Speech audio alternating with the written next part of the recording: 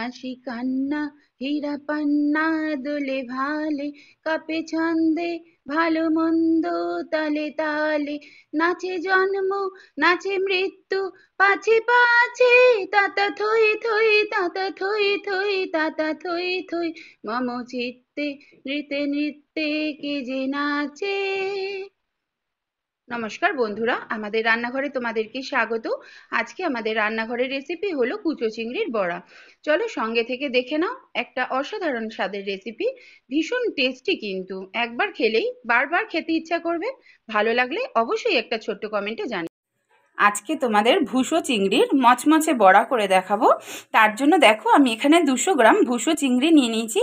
এই চিংড়িগুলো কিন্তু বড়া খাওয়ার জন্যই বাজারে এই সময়টা বেশি পাওয়া যায়। দুটো মাঝারি পেঁয়াজ এরকম কুচো করে নিয়েছি, লঙ্কা নিয়ে নিয়েছি 5-6টা মতন একদম কুচো করে। একটা ডিম আমি ফাটিয়ে নিয়েছি একটা বাটির মধ্যে। এখানে আদা বাটা ছোট 1 চামচ, রসুন বাটাও ছোট 1 চামচ, আর ধনে পাতা কুচোটা পরিমাণ মতন নিয়ে নিলাম।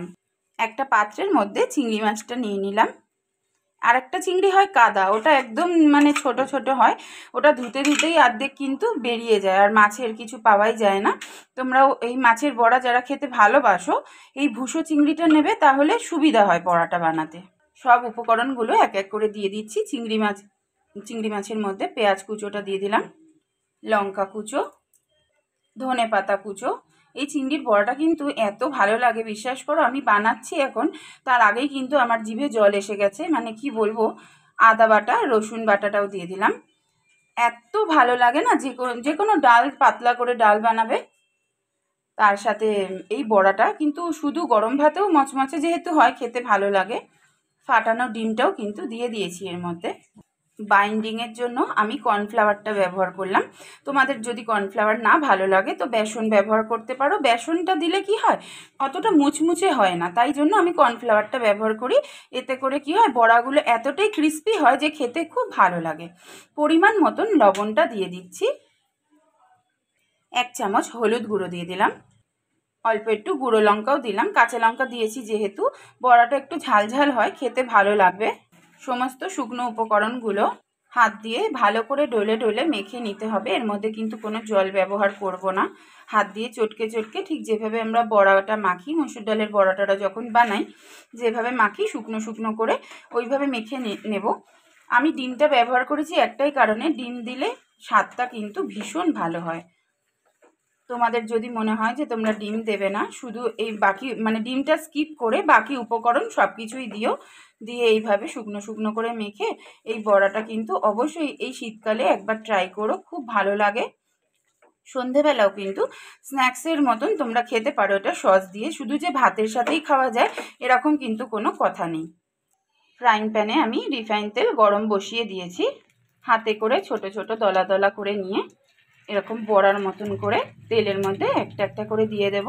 এই সময় কিন্তু তেলটা লো টু মিডিয়ামে রাখতে হবে, খুব বেশি আঁচটা কিন্তু বাড়িয়ে দেওয়া যাবে না, তাহলে কিন্তু বড়ার ওই পিঠগুলো তাড়াতাড়ি লাল হয়ে যাবে। এক পিঠটা আমি 3 মিনিট মতন হতে দিয়েছি লো টু মিডিয়াম ফ্লেমে। দেখো এক পিঠ, ওই পিঠটা কিন্তু মোটামুটি হয়ে এসেছে। এবার আবার এই পিঠটা উল্টে দিচ্ছি, আবার লো টু মিডিয়াম ফ্লেমে কিন্তু 3 মিনিট মতন এই পিঠটাও বসিয়ে রাখবো। ডিমটা দেওয়ার জন্য কিন্তু একটা দারুণ গন্ধ বেরোচ্ছে। এটা খেতে এতটাই ভালো হবে না, গরম ভাত দিয়ে খেতে মানে একটার পর একটা খেয়েই যাবে, খেতে গেলে আর থামাতে পারবে না, এতটাই টেস্টি হয় খেতে।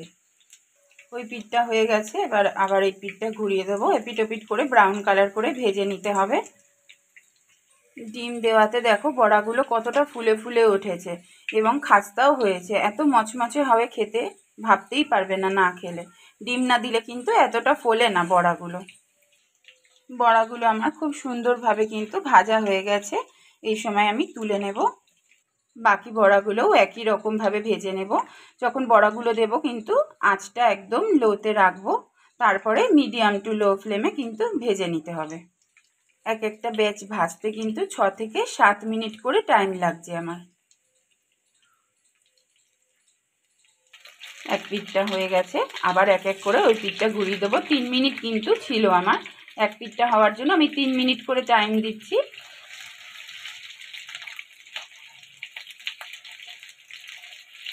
এই পিঠগুলোও 3 মিনিট করে ভেজে নেব। ব্রাউন কালার করে দেখো এই বড়াগুলো আমার ভাজা হয়ে গেছে। এবার আমি তুলে নেব। চিংড়ি মাছের বড়া রেসিপিটা আজকে তাহলে এখানেই শেষ করছি। বড়াগুলো কিন্তু আমাদের রেডি হয়ে গেছে। খুব শিগগিরই আবার একটা অন্য ভিডিও নিয়ে তোমাদের সাথে দেখা হবে। ততক্ষণ পর্যন্ত তোমরা ভালো থেকো, সুস্থ থেকো। যারা আজকে প্রথম এসেছো আমাদের রান্নাঘরে আমার রেসিপি দেখতে, যদি আমার রান্নাটা তোমাদের কাছে ভালো লেগে থাকে অবশ্যই একটা সাবস্ক্রাইব করে একটা লাইক করো ভিডিও শেষে, আর কমেন্টে জানিয়ে যেও যে কেমন লাগলো আমার রান্নাটা দেখতে। আজ আসি, খুব শিগগিরই দেখা হচ্ছে।